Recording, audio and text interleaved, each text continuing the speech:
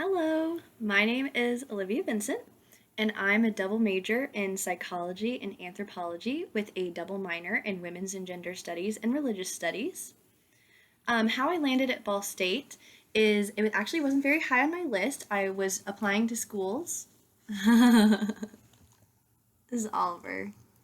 This is my dog. I'm sitting on the floor because he is scared of fireworks, and we have been having a little bit of a rough night with that. And so he's sitting in my lap. But Ball State, the community was just really wonderful. It felt very homey. I was also accepted into the Honors College program, and so I knew that it was definitely going to be a place that I was going to be happy at.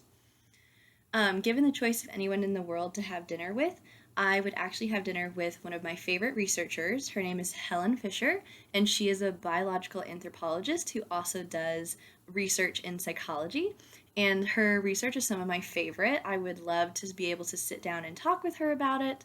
It's about like attraction and like what attracts us to people, and like why we experience really deep feelings of like love, like passionate love for people, and then the emotionally devastating aspect of losing that love.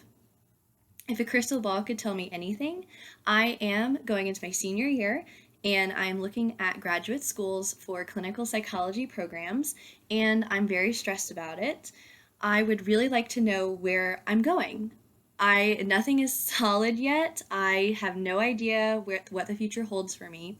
And so I would really ask the crystal ball, like, where am I going? What school is it? What state? Those are all things that are really important to me as I make these next really big steps that I would love to have figured out already.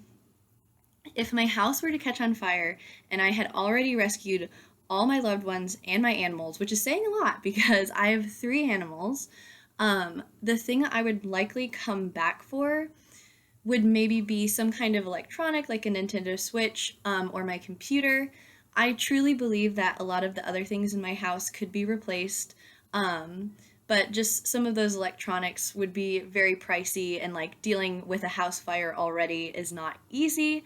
And I could definitely live without some of the other things, but if I was still in school, living without my computer wouldn't be an option. A little known fact about me is this is very funny. I did lots of theater and dance, all throughout growing up. In my high school years, it was something that I considered really good at.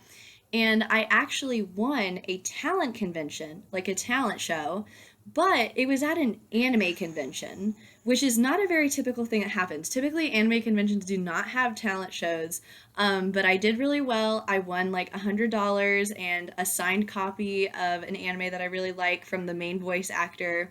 It was truly a unique experience, and definitely something I like to retell people because it's just such an odd thing to happen, and not something that a lot of people can talk about.